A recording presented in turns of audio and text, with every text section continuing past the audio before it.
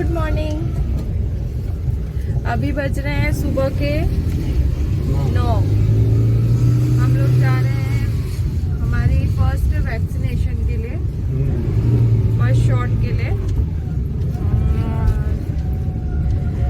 इनको जो यहाँ के लोग हैं, आसपास के लोग, उनके लिए मैं बताना चाहती हूँ कि थोड़ी प्रॉब्लम हो रही है यहाँ पर, क्योंकि आपको टोकन मिलने में भी प्रॉब्लम हो रही है। आपको सुबह से जाके खड़े होना है। ये सुबह 4:30 बजे से गए हुए थे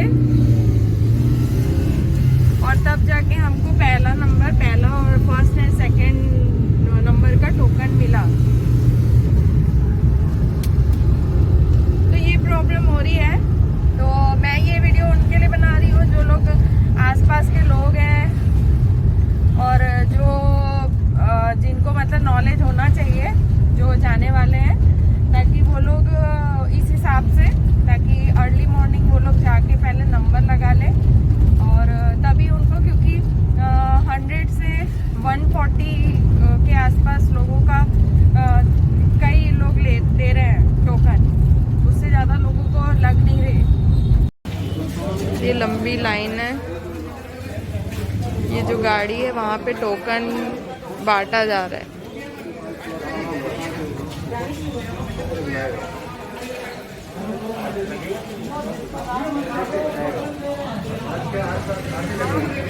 यहाँ वैक्सीन लग रही है। मैं जूम करके दिखाती हूँ। यहाँ पर इस रूम में यहीं वैक्सीन लगी है।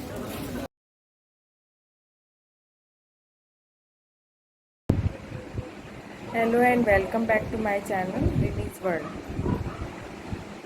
इससे पहले जो मैंने वैक्सीनेशन वाली जो वीडियो आप लोगों के साथ में शेयर की थी, हमको वैक्सीन लग चुकी है और मुझे और इनको, वरुण और मुझे, हम दोनों को वैक्सीन लग गई है। और वैक्सीन जो है, मैंने जैसे कि आपने अगर मेरा डिस्क्रिप्शन बॉक्स अगर देखा होगा तो आपने देखा होगा कि उसमें मैंने आप लोगों को बताया था कि मतलब मैंने लिखा हुआ है उसमें डिटेल कि मैं नेक्स्ट वीडियो में आप लोगों से शेयर करूंगी कि आपको क्या डॉक्यूमेंट्स लेके जाने हैं, क्या क्या दिक्कतें आ सकती हैं, तो आप किस तरीके से मतलब प्रिपेयर होके जाएंगे तो आपको कोई प्रॉब्लम नहीं होगी और आप सही तरीके से टोकन ले पाएंगे और आपको वैक्सीन भी लग जाएगी।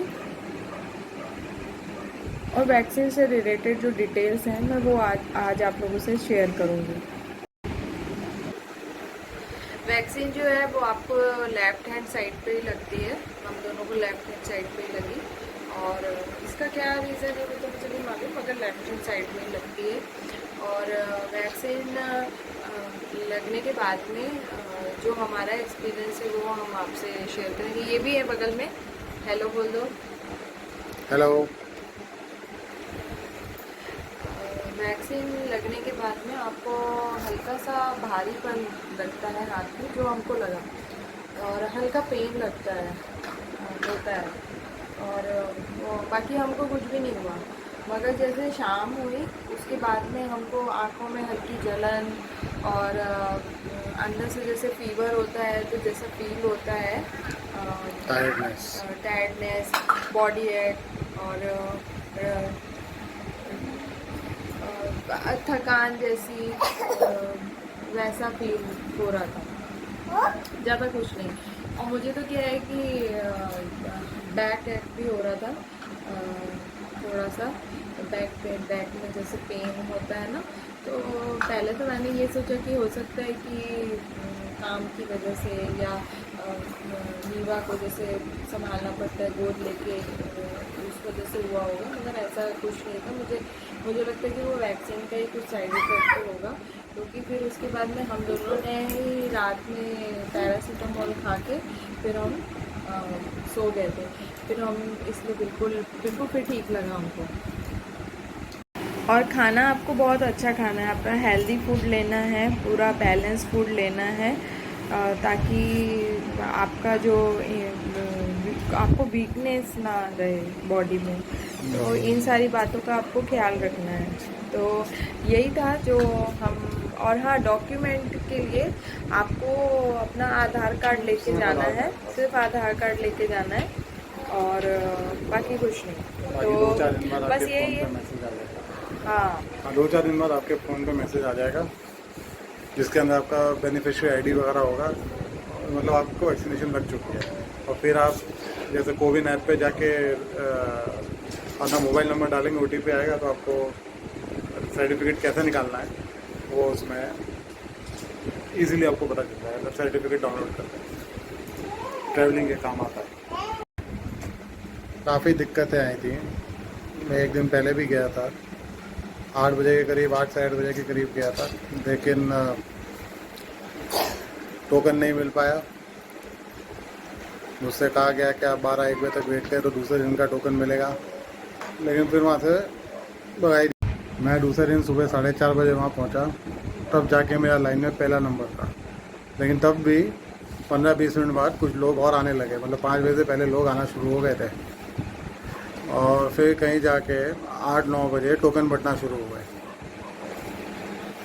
लेकिन बहुत दिक्कतें थी। वैक्सीनेशन कम थी, लोग बहुत ज़्यादा थे, 100 120 के करीब डोज थे, उसमें भी 100-120 टोकन बांटे। लेकिन बीच में क्या होता है कि बड़े बड़े लोग, VIP लोग, मंत्री के जान पहचान वाले, पार्षद के जान पहचान वाले, ये लोग बीच में घुसा देते हैं इन लोगों को।